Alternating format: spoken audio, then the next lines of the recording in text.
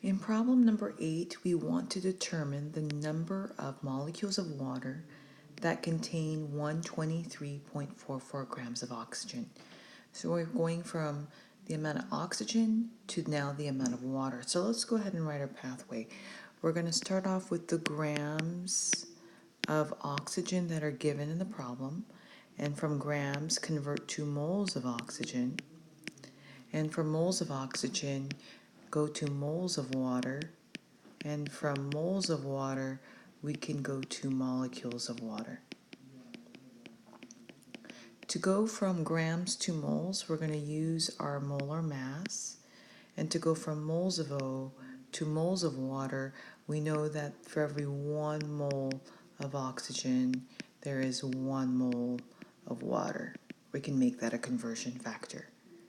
And to go from moles to molecules, we're going to use Avogadro's number. So now we can go ahead and plug in our values. In the problem, we're given 123.44 grams of oxygen. And now we use the mass from the periodic table, which is 16 grams of oxygen per 1 mole of oxygen. And we're going to use our conversion factor that for every 1 mole of oxygen, we have 1 mole of water. And then lastly, we're going to use Avogadro's number to get to molecules. For every 1 mole of water, we have Avogadro's number of water molecules.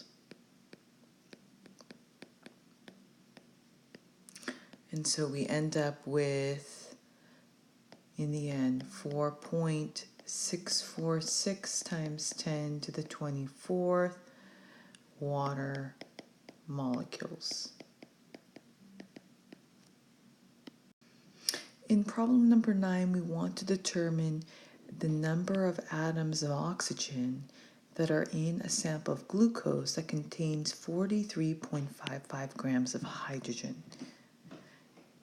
So in this problem, we want to start off with grams of hydrogen, and from grams of hydrogen go to moles of hydrogen, and from moles of hydrogen we can get to moles of oxygen, and from moles of oxygen we can end with atoms of oxygen.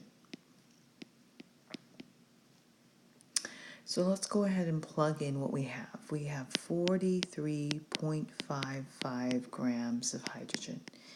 Always, if we want to go from grams to moles, we're going to use the molar mass from the periodic table. For hydrogen, it's 1.0079 grams per 1 mole. And according to the subscripts, we can see that the mole-to-mole ratio is that there's 12 moles of hydrogen for every 6 moles of oxygen. So we can make that a conversion factor. There's 12 moles of hydrogen for every 6 moles of oxygen. And we can convert the moles to atoms using Avogadro's number. For every 1 mole of oxygen, there's Avogadro's number of oxygen atoms. So this ends up being 1.301 times 10 to the 25th oxygen atoms.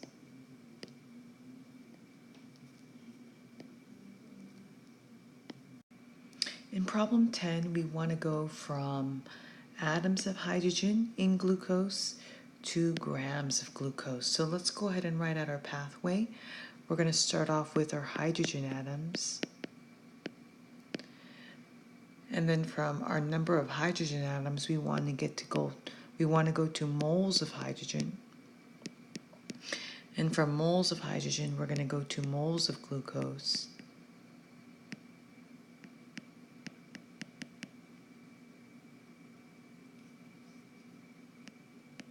And then from moles of glucose, we're going to end up with grams.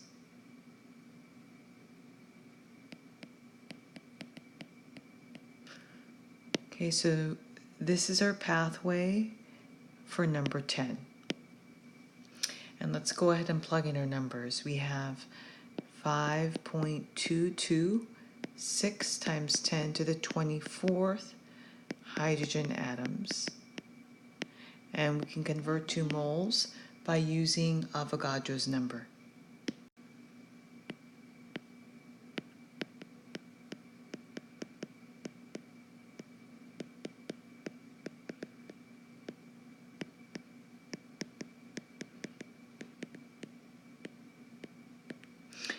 And then from our moles of H atoms, we're going to go to moles of glucose. And in order to do that, we know that there are 12 moles of hydrogen for every 1 mole of glucose. And we can convert to grams of glucose by multiplying by the molar mass.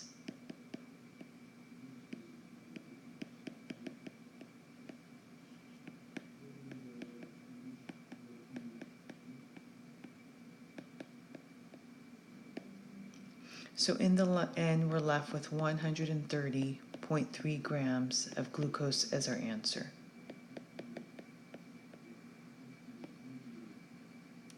In the next problem, we want to find the total number of atoms in 3.09 times 10 to the 25th molecules of glucose.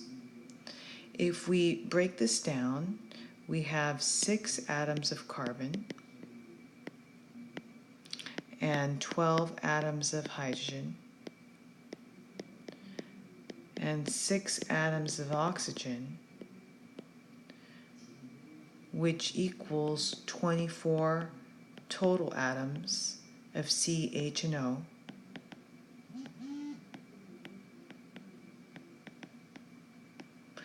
We can write this as a conversion factor. There are 24 total atoms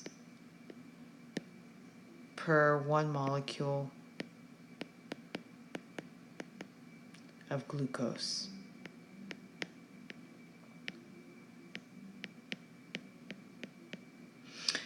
Okay, so let's go ahead and start with what's given. We have in our problem 3.09 times 10 to the 25th molecules of C6H12O6. And we can use this conversion factor that we found. For every 1 molecule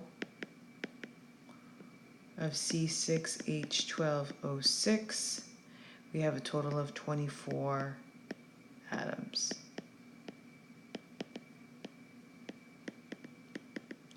So we can cancel this out, and we're left with 7.42 times 10 to the 26 total